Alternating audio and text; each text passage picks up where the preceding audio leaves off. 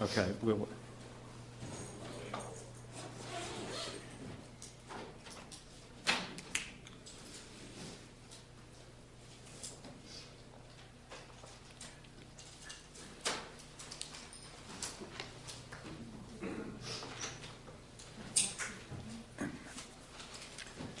My name is Walter Jones, and I represent the 3rd Congressional District of North Carolina. It's the home of Camp Lejeune Marine Base, Cherry Point Marine Air Station, Seymour Johnson Air Force Base, and we have over 65,000 retired military in our district, and veterans and retirees. The reason we're having this press conference today is that I am very concerned, going back to March 19th of 2011, when President Obama bypassed Congress to bomb Libya. Yes, Gaddafi was an evil man, but how many evil men around the world? If you decide to bomb another country and do not come to Congress, then in my opinion, that is wrong. Because we have a constitution in this country that gives the authority to Congress to declare war. I think about the fact that the president went into Libya, the chaos and the tragedy of that action. I would agree Gaddafi was an evil man. He needed to be removed, but not by our country, by going in and deciding to bomb Libya. It has led to chaos in Libya. It has led to the death of an ambassador, 3 of our military who were trying to protect the ambassador. So we have initiated, and one other point very quickly. I was so taken back when I was listening to C-SPAN driving home to eastern North Carolina on the radio when, and I'm going to paraphrase, when Senator Sessions from Alabama asked Secretary of Defense Panetta if he would come to Congress and ask for a declaration of war, or at least the support of a resolution to send troops overseas. And I'm paraphrasing now. Panetta basically said that he would go to our foreign friends first before he would consult Congress. Where is the Constitution? Where is the role of Congress? We have really become quite inept when it comes to sending our young men and women to war. So the reason that 6 members of Congress, myself, Ron Paul, Mo Brooks, Michael Michaud, Justin Amash, and Charlie Rangel signed a letter to the President, and I'll read just the first paragraph. We are writing to strongly urge you not to once again lead our nation into war without authorization from Congress. Your recent threat of consequences about Syria use chemical weapons is eerie reminiscent of the calls for war with Iraq to deal with their weapons of mass destruction. Reminiscent, I'm sorry, I couldn't say the word just a moment ago. We would like to remind you that the power to declare war remains vested in the United States Congress. No resolution from the United Nations or NATO can supersede the power carefully entrusted with the representatives of the American people. If your administration believes committing American troops to Syria is essential, the case must be presented to Congress. Outside of an actual or imminent attack on America, the only precursor to war can be authorized by Congress. We call on you to abide by our Constitution and rely on our country's representatives to decide when war is necessary. There's no greater responsibility than to send our sons and daughters to war. That responsibility remains with the United States Congress. I must say that I sincerely believe that the President, if he is going to send our troops or a number of our troops to Syria, it must come to Congress for a debate and hopefully a vote of yes, we agree, or no, we do not agree. That's the purpose of the letter. One other point, and then I'm going to introduce Jeff Steinberg. Veterans for Peace oppose intervention in Syria. I hope you will get a copy of this I am not a veteran, so anytime a veteran of any war speaks out, I want to say thank you first for your service to our nation, and secondly, I want to say thank you for getting involved in this policy decision, because no one understands better than someone who's been to war the pain of war. And it reminds me, quite frankly, of Rudyard Kipling wrote a book about the epitaph of war, or a poem. And his son was killed in World War I. Prior to that, Kipling had been a very strong supporter of empires around the world built by England. But when he lost his son, it changed his whole attitude. And the one sentence quote, "If they ask why we died, tell them that our fathers lied." I mentioned that today, not to say that the administration is lying. I want to make that clear to the press here today. But Iraq was an unnecessary war. The continuation in Afghanistan is unnecessary. And we do not need to get involved in the Syrian situation. Diplomatically, okay. But let's not jeopardize the one soldier, one Marine, one Navy, one airman. It's just not worth it. With that, again, I want to close. I'm not going to read from you. This is a great, I hope we've got handouts. I hope you will pick up the Veterans for Peace Opposes Military Intervention in Syria. I hope you will pick that up. And time just right, as I conclude, come here, Mr. Rangel. This is a man that I have, you're coming up in just a minute. This is a man, just stand here, Charlie. This is a man that I have the utmost respect for. He has been a friend of my father, who served here 26 years ago for 26 years. He's extended that friendship to me. And I don't know a man, he's a veteran of the Korean War. And his being here today means so much to our nation, to our concern about sending our young men and women to war without Congress taking action, that I am pleased to introduce. And after Mr. Rangel speaks, Jeff Steinberg will come forward. I am pleased to introduce Charlie Rangel. God bless you, sir. Thank you for being here. Well, I thank you for relieving some of the guilt that we as members of Congress should have, knowing that day after day, week after week, your moral voice will be heard makes it difficult for a lot of us, because we're here to uphold the Constitution. There are no courses in school and universities that allow any president to send our young men and women off into harm's way without coming to the Congress.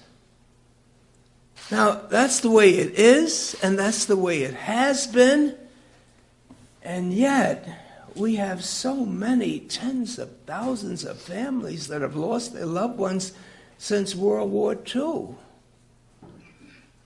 And it's actually reached the point that presidents just don't give a darn about the Congress. That may not be too bad, but how do we go to the funerals of our constituents? What do you say when you look in the casket and see a young man and a young woman, and the family clings to you because you're a symbol of the United States government, and they want so badly to hear that their son or their daughter was a patriot, was a hero. And you know, once that flag goes up, of course you are a hero. But how do you answer the question as to why they were there? Why were they there? And that's the painful stain that we have on our history. Now, it's very simple. I am just as patriotic as the next guy. And when someone says that our nation is in trouble, that our national security is threatened, The way I look at it, it's time to call up our troops and have a draft. That's the way I look at it. And if you cannot find in your heart to ask every American to step forward and make some sacrifice, then we should not be involved in it. It means clearly it's not in our national security. I challenge anybody to come to this country and enjoy all of its benefits, and then we get into trouble, and you say, hey, I'm with the United States of America, but don't ask for an increase in taxes, and don't put my son or grandson in jeopardy, and for God's sake, don't put me in jeopardy. That is wrong, and that is un-American. So what is my colleague saying? Don't go off and fight wars? He doesn't even say don't go off and fight wars for oil. He just says if it's important enough to go to war, come to the Congress. And you know what that means? It means come to the American people. Is that asking too much? To say before anyone gets hurt, wounded, or dies, that we asked our people back home, do you think it's worth it? And so let me thank you and your dad and everyone for coming out. It's remarkable, the small number of people. I couldn't even find this room. Honestly, when I saw Cannon, I thought it was in 345, the big room. And if sending men and women off to combat is this important, then I end up in saying, where are the ministers? Where are the rabbis? Where are the imams? Because I hear their voices with same-sex marriages. Oh, it's a terrible thing. Oh, the world's got to come to an end. I hear their voices with men who like men and women who like women, and that's going to break up marriage in the United States, what's left of it. And I know they bless guns wherever the guns go. And I know the chaplains, they carry guns too, just in case some of the enemy gets in God's way, you shoot them. But on this issue, human beings that are born, I would like to believe that they would think it's outrageous, immoral, unconstitutional.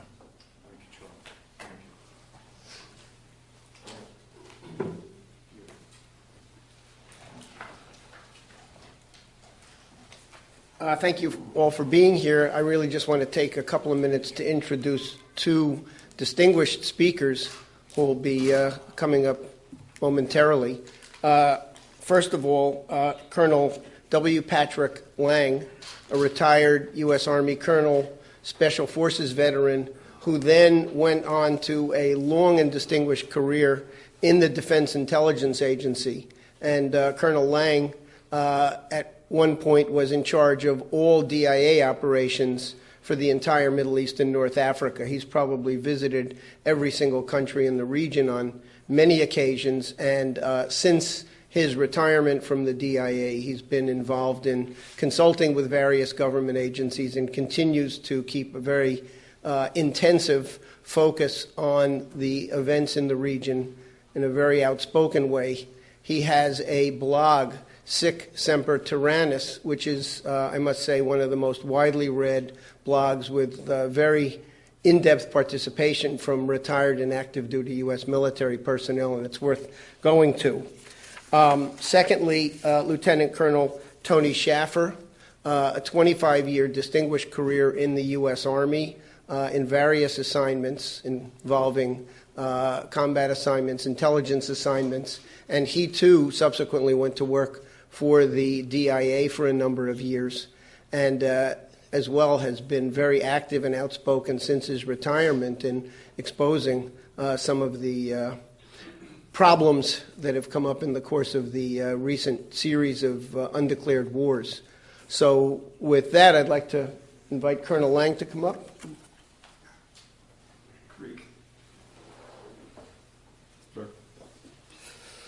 Good morning, folks. I've been afflicted with something called Bell's palsy the last year, so if I get a little indistinct, please bear with me.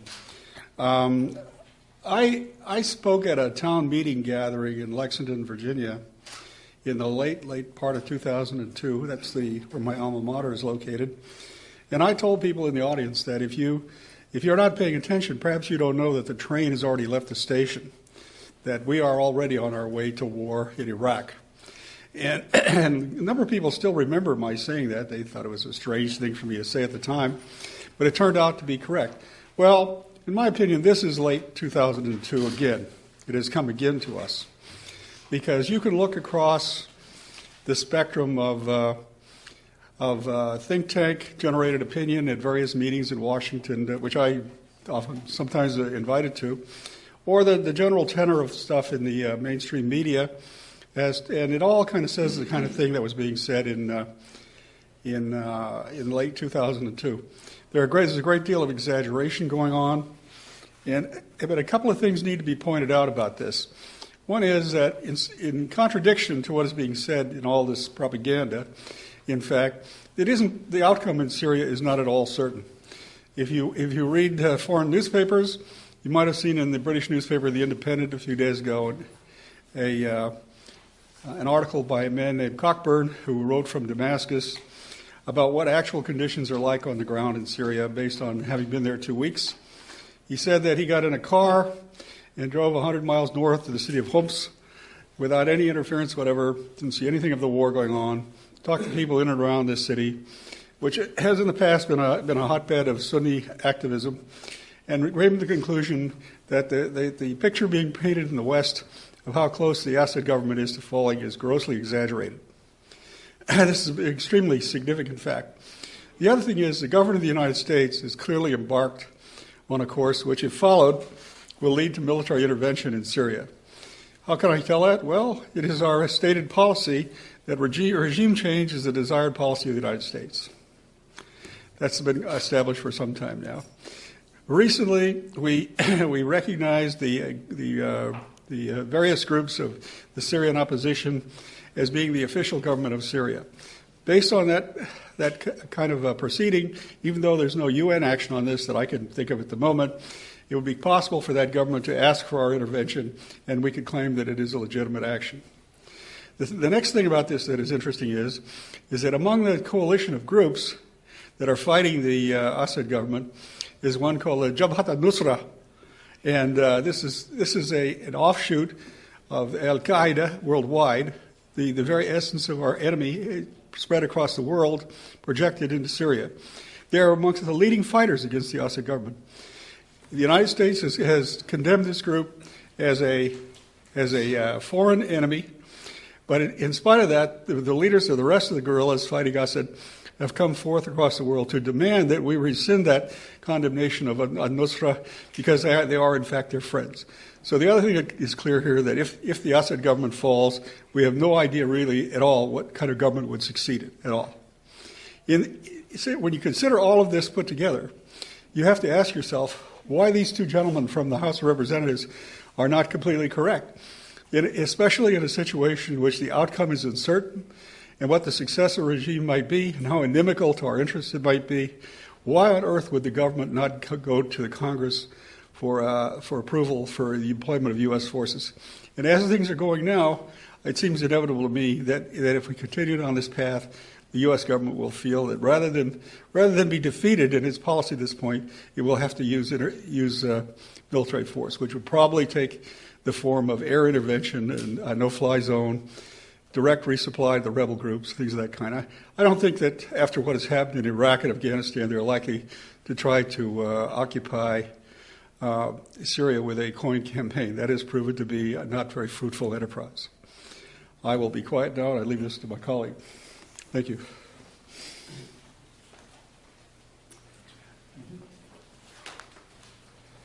Morning, I'm Tony Schaefer. Thank you for this opportunity to speak.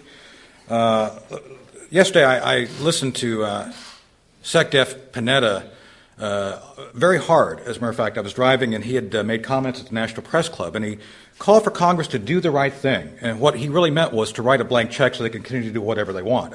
I would find it almost insulting from a former colleague that they're calling on you just to blindly fund what they're doing. And that's, I think, part of the problem here. We're talking about a complete lack of accountability.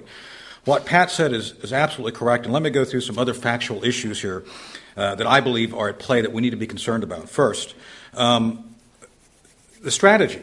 The strategy that Sec Def Panetta laid out yesterday, I again listened hard, and I didn't hear anything about how Syria fits into any of that, any of the so-called reasonable cuts they want to make and focus they want to do on 21st century security. Let me be very clear here, and it's something I've said in other interviews. The chances of an American citizen having a terrorist attack is infinitely greater that it will be a cyber attack of some sort than any terrorist attack. I'm not saying that terrorism and Al-Qaeda is not a threat. I'm saying that we're not focusing on the things which really mean something to the American people. There are real threats out there we're not focusing on. Syria is not a threat. There are issues there that we can deal with, we should deal with, but again, it's not something we as the American military should be intervening in. Within the context of the current situation, we have to look at what happened in Libya. Libya was a functioning country, for better or for worse, run by a madman, absolutely. But the fact is this, he had weapons that are concerned, he gave some of those up. My old friend, Congressman Kurt Weldon, was involved in that a few years ago. And the idea was Gaddafi had turned a page. As a matter of fact, he was actually helping us in the war on terror. And yet somehow we decided, well, it's time to cash it all in. And now we've let that country in chaos, where militia literally are the ones running the show. I don't know how that's good governance. I don't know how it's in our best interest to create that level of havoc. Of the 20,000 surface-to-air missiles, which Gaddafi had, about 15 are still floating around out there. And let me be very clear about this threat.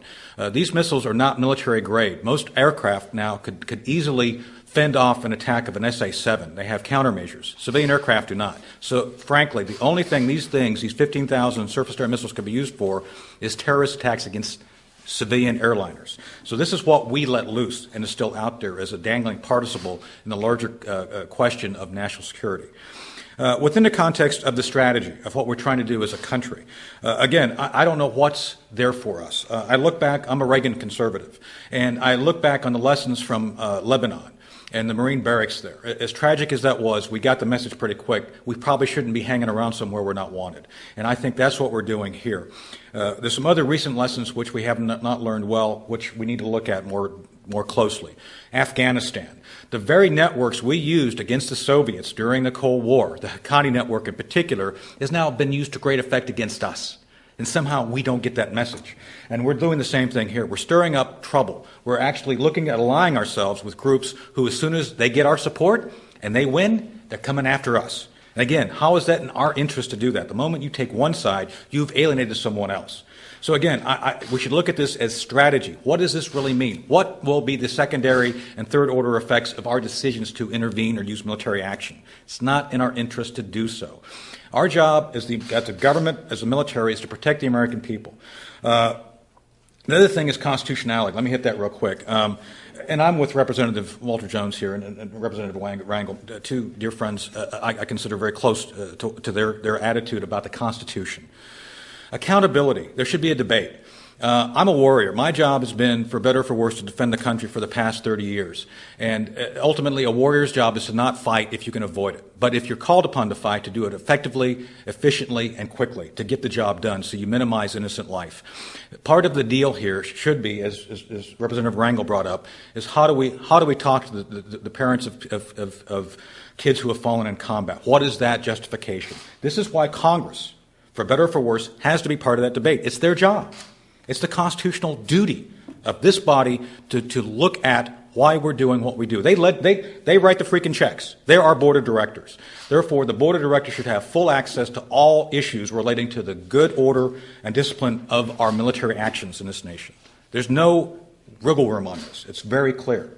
And this is why it's so important that these members and their courage should be recognized for what it is. It's doing the right thing when others will not. So this is something we all should call upon a better of our politicians, better of our leaders, for accountability. I'm not saying we shouldn't fight. As a matter of fact, I devoted my life to fighting good fights. The idea here is we should have a debate that involves everybody, the American people, for any military action we decide to take. Last point, cost. When you look at the cost of this, again, I could almost, let me be totally blunt, if we were going to invade Syria and enrich the American people with wealth beyond imagination, maybe I could see that. But it's not going to happen. There's no such thing as a good war for purposes of profit. I think we learned that out of Iraq. So we need to look at what's in our interest as the American people. What will happen? What will happen if we do something to support one side and the other side takes offense to that? So, again, to close on this, to look at the issues for what they are. We need to look at accountability for action, looking at why we do things when we do it, bringing in Congress to debate the issues. And if the call is after a rigorous debate to go, then we go. We salute smartly and move out and do what's necessary to defend the American people. But in the meantime, that debate has not been had in any of the past conflicts within the past 4 years, frankly, even a little bit beyond that if you think about it. The idea is we have to have constitutional government where the Constitution is followed. Members who we elect represent us, represent our interests, are also held accountable. And they, by extension, hold the executive branch accountable to everything it must do or fails to do. It is in our interest as the American people to continue this as a tradition because it's the right thing to do. Thank you. I'd like to make one quick comment, and then we will take questions. And Mr. Lane, Colonel Schaefer, Jeff Steinberg, Charlie Rangel, myself. But let me just real quickly, it was so sad that as a member of Congress on the Armed Services Committee, which I am, that the Saturday after we went in, or the day after we went into Libya, that I got a call from a local press. I did not even know we had bombed Libya. As a member of Congress on the Armed Services Committee, I did not even know we had bombed Libya until I got the press call. This, again, is what Mr. Rangel and all the speakers have said. We have a Constitution. And I will never forget when Mr. Gates appeared before the Armed Services Committee. Randy Forbes, who's a fine member of Congress on the Armed Services Committee, asked Mr. Gates, he said, "May I ask you a question? If Libya fired missiles on America, as we did on Libya, would we in America call that an act of war?" He got no answer. This is what's wrong with Washington. We are not asked to do our constitutional duty. So with that, any questions, y'all come back up and we'll take a few questions if that's okay. All right, if you would identify who you want to speak to answer your question. Pretty much questions for anybody up there. My name is Taylor Rosen from WND.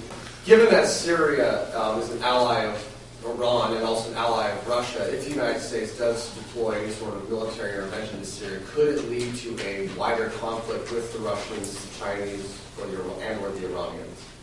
I'm glad you asked such a complicated question because I haven't the slightest idea. You never know when you're introducing troops or weapons what the reaction's going to be from the other side. And it's that reason why we have to explore and be given answers to those questions that you're raising as to what is the downside in introducing our kids to that type of danger. And so I can't answer a question. These are the questions that the Congress should always be asking anyone, any president who says we should be prepared to introduce troops. I'll speak very quickly. This is the whole issue of we do not understand the unintended consequences of our actions. And this goes way back to the Iraq War. And we have been neutered as members of Congress when it comes to a commitment of our young men and women to die. It's just sometimes unbelievable. If anybody else would like to speak. Yeah. Well, the paradigm that's being used in the government now is that U.S. intervention would lead to a rapid fall of the Assad government and then a coherent, friendly government installed. Nobody knows that to be true at all. In fact, if you know anything about the history of warfare, look at the beginning of World War I, things like that. Once things begin to slide and come apart, you have no idea where it will end up, in fact. Whether you would have But it is likely you would have a prolonged war because the Assad government is not about to fall at all. It has considerable means to continue, and the Russians and the Iranians are so far standing firm behind them. So we have no idea what it would lead to. It could lead to a prolonged regional war. It could lead to something even more dangerous, in fact.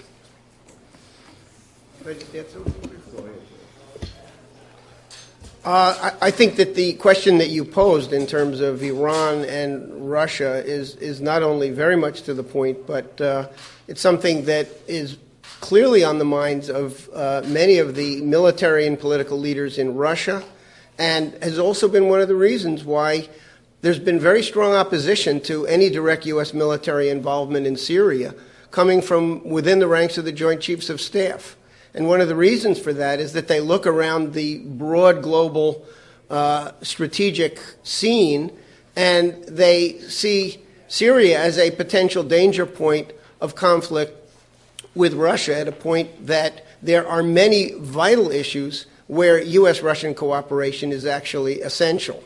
The withdrawal from Afghanistan, scheduled for 2014, and Congressman Jones and others in Congress are pressing for that to occur much sooner, will require a great deal of assistance from Russia. There's the war on terrorism. There's the war on drugs.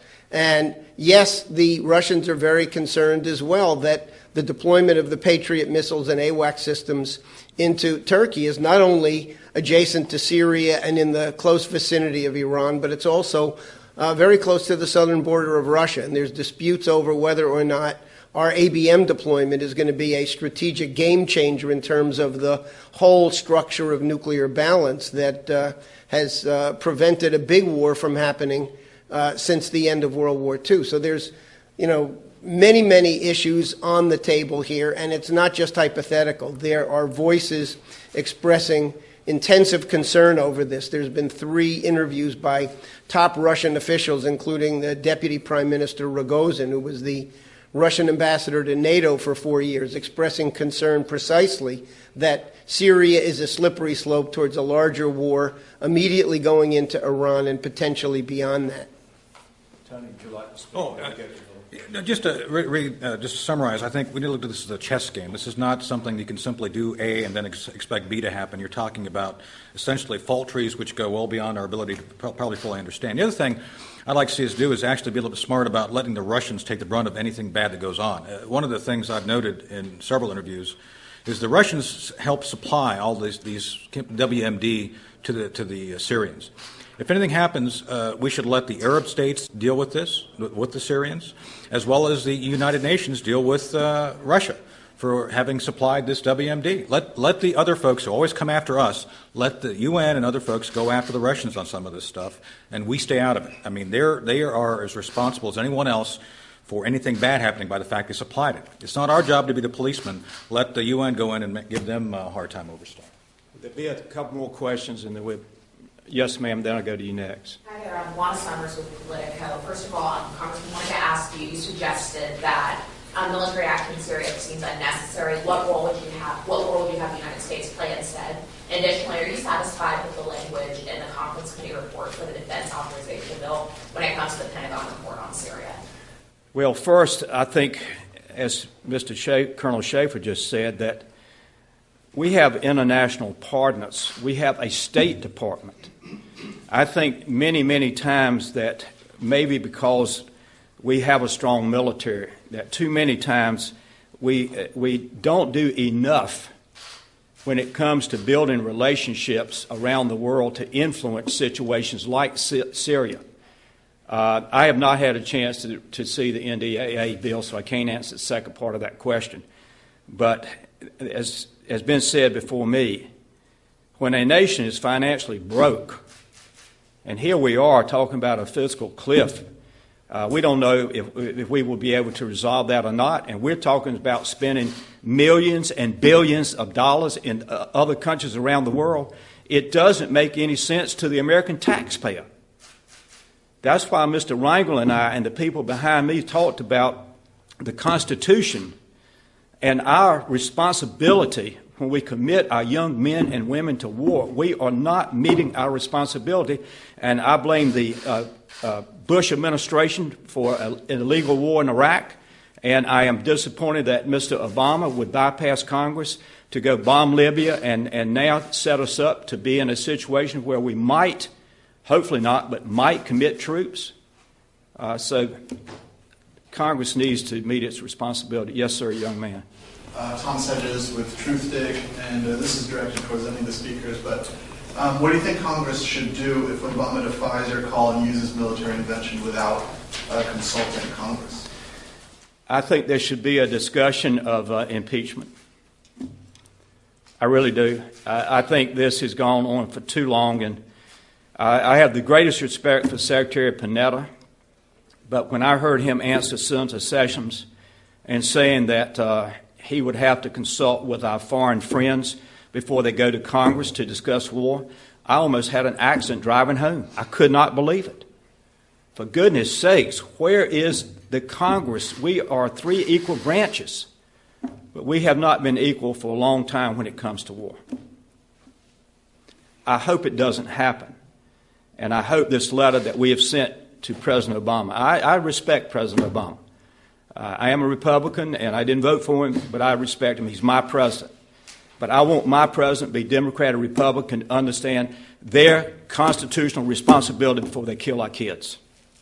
Well, I think it's not my place as a retired officer to speak on a constitutional matter like this, so I will defer. Well, I'll speak, and this is the deal. I took an oath of office. I've repeated it several times every time I got promoted. So if I'm expected to follow my oath of office, then the President is expected to follow his oath of office. We'll take a couple more questions if you have them. If not, we'll bring it to a close. One more question, or anyone? Before proceeding, are you going to be available for one-on-one interviews afterwards? To say, If you're going to be available for one-on-one interviews afterwards. oh, sure. Any well-done will be. Well, let me thank each and every one of you coming today. Please, with your friends, do not let the Congress not meet its responsibility. If we're going to make any type of movement that could be seen as a military movement, Congress must be part of that discussion. Thank you for coming, and Merry Christmas.